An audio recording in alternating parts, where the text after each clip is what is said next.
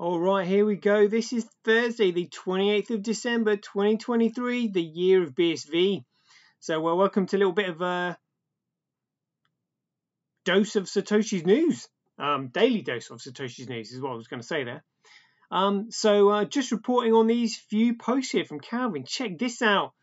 As we all know, Calvin is a baller. And check this out. So he's written here in this post, I never talk tokens, but BSV is for sure over 1,000 in the run-up to the Cobra case.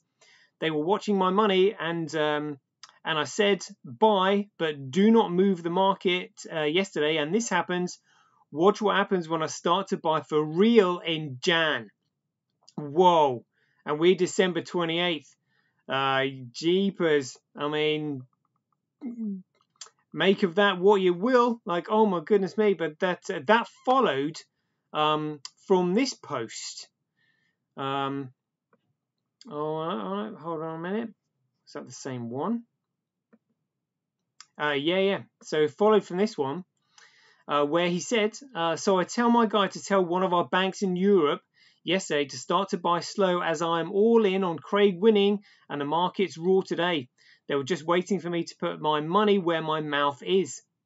And then underneath that, he followed that by saying, I'm now seeing over $1,000. And he goes, I see $1,000. Well, I'm assuming it's $1,000, but he hasn't put the sign there. Easy as even MasterCard has to buy in now. I mean, he's right. Everybody has to buy in. Those who don't buy in are missing out badly. But that's huge there from Calvin. And Bitcoin is coming, as said here. Bitcoin breakdown is accelerating. BTC hodlers have stopped hodling. You can see the point that Bitcoin maxis started hedging their bets. This is what happens when news breaks that Bitcoin BSV Terranode just hit the $1 million transactions per second milestone. Look at this. Beautiful. Look at that. And that's BSV in comparison to BTC. Absolutely phenomenal stuff. Loving what I'm seeing there.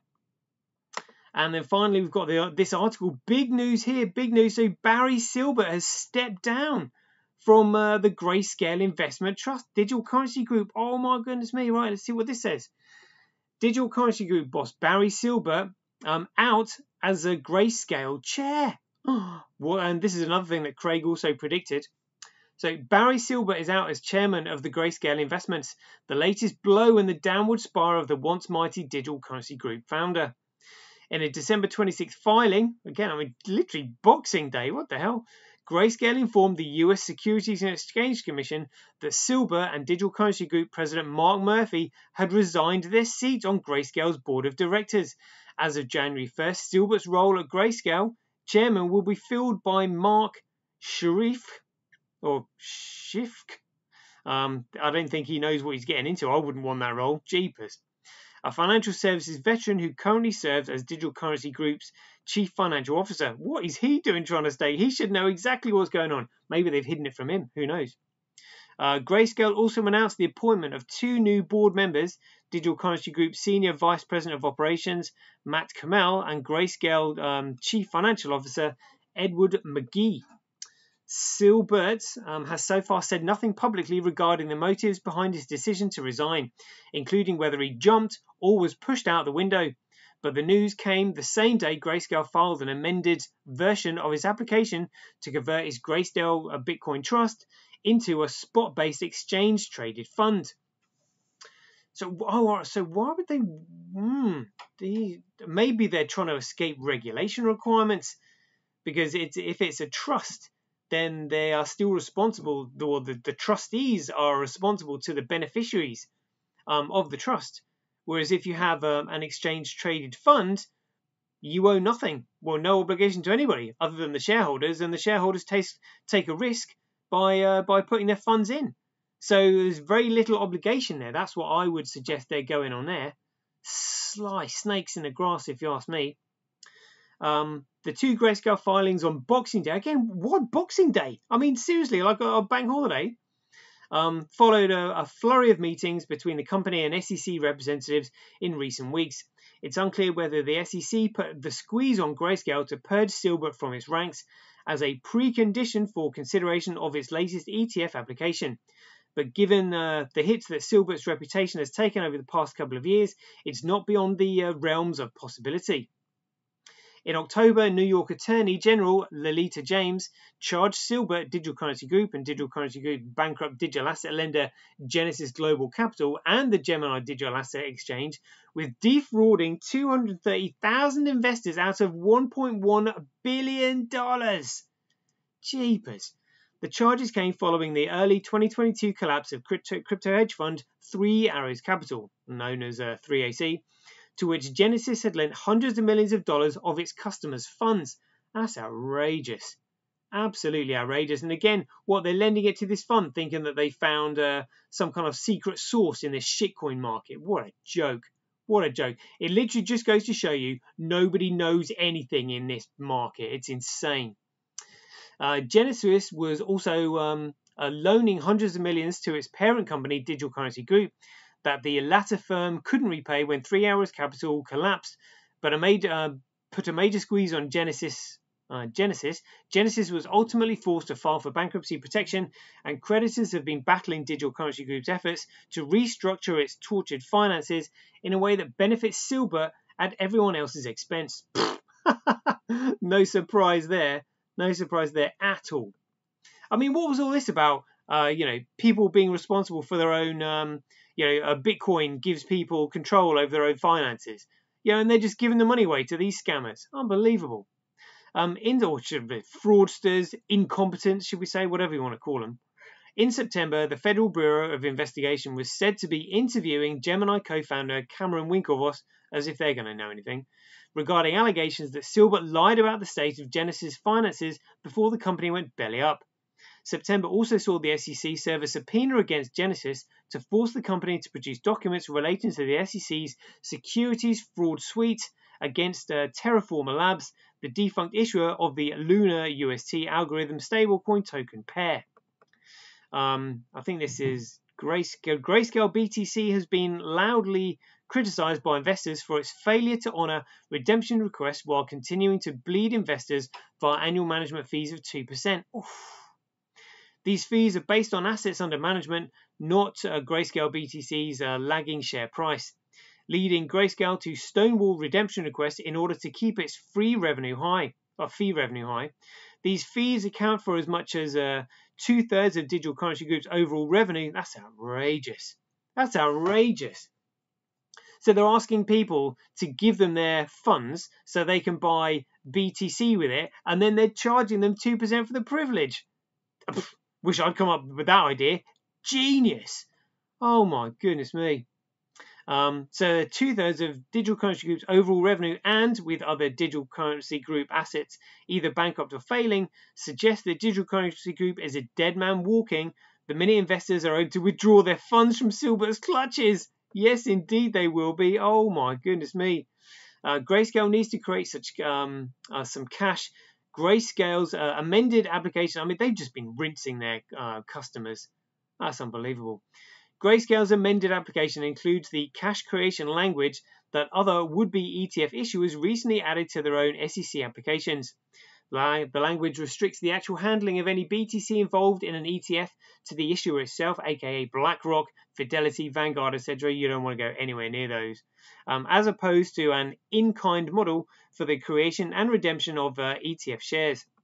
Cash creation is not only more cumbersome in terms of time and paperwork, but each transaction also creates taxable events that wouldn't occur under the in-kind model.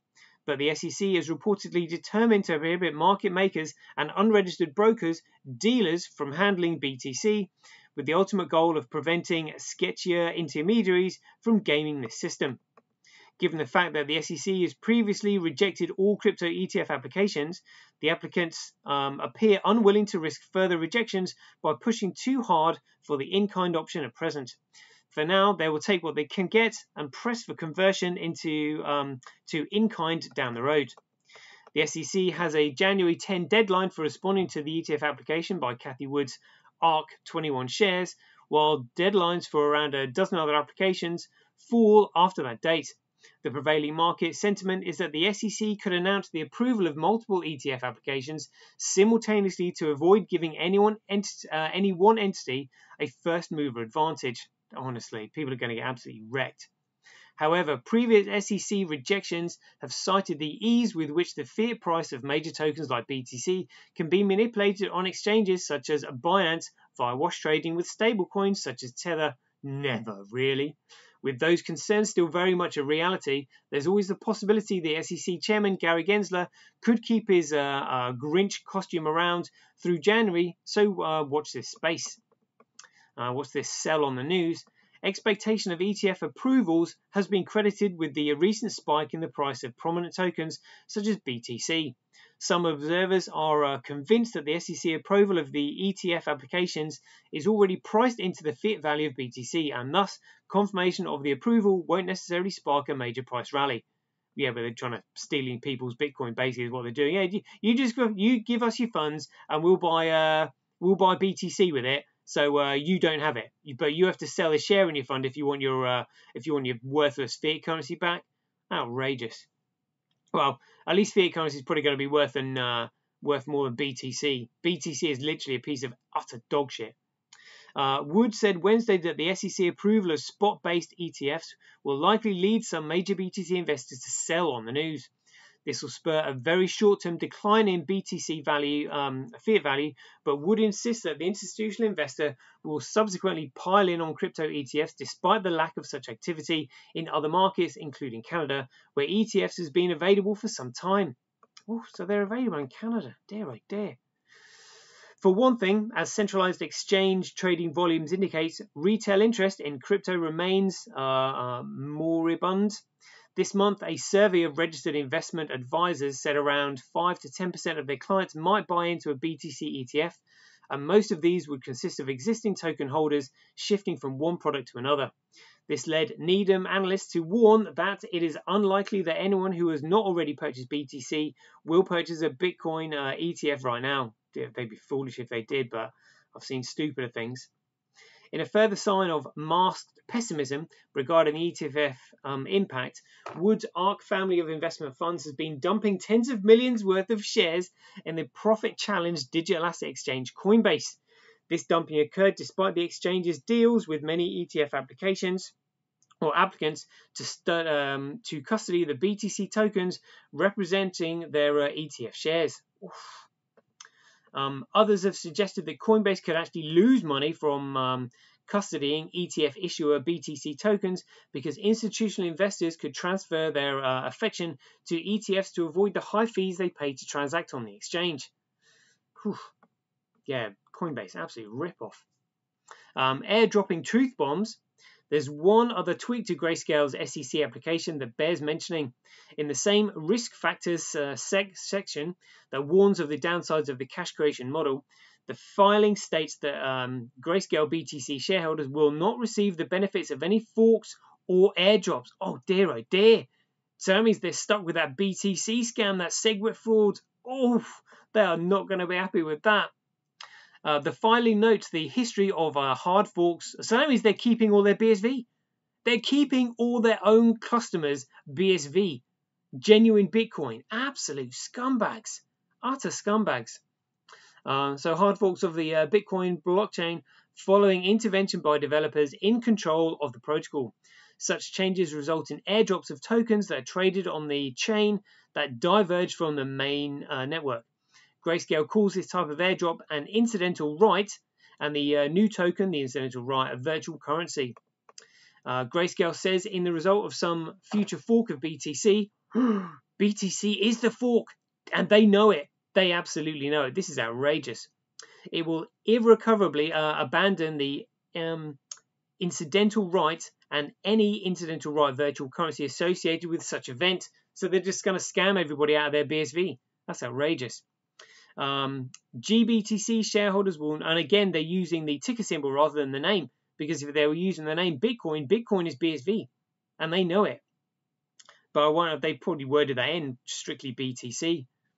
So shareholders will not receive the benefits of any forks, and the trust is not able to participate in any airdrop.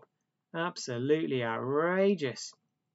The inclusion of this language has puzzled many. Again, they're foxing and confusing people, given its absence from rival ETF applications. It's possible that Grayscale is just ahead of the curve, although it would be odd for other applicants to revise their applications just last week to include the cash creation language while omitting the airdrop language. Digital Currency Group properties weren't always so discerning with airdrops, particularly the one in 2017 that resulted in the BTC token on which GBTC relies. That fork saw the small block of fraction permanently split from the main Bitcoin network, which exists today as the BSV blockchain, and is devoted more to enterprise solutions and data management than speculative number go up gambling. Absolutely. Digital Currency Group is the owner, in whole or in part, of numerous entities involved in the Crypto Open Patent Alliance that is suing Dr. Craig Wright for daring to hold on to Bitcoin's original promise as a peer-to-peer electronic cash. Coper and Wright are due to square off in an English court early in February 2024, and if current momentum is any guide, the Coper crypto bullies are due for a reckoning. Yeah, dear, oh dear. As this site has detailed at length, most of those who have attacked Dr. Wright in the past have eventually been outed as criminals engaged in fraud, theft, and countless other unethical ways of lining one's pockets. Silbert's inglorious exit from Grayscale is but the latest example of this trend. As Old Lang Syne suggests, the day may soon come when these old acquaintances are never brought to mind. Oh, what a great article that was. Right, there we go. We'll leave it there. Hope you enjoyed it. And as ever, be aware, take care, stay safe out there. We'll see you in the next one. And remember, largest court case in financial history coming up, scheduled for the 5th of February 2024. Stay tuned. We'll bring you more. Catch you guys later.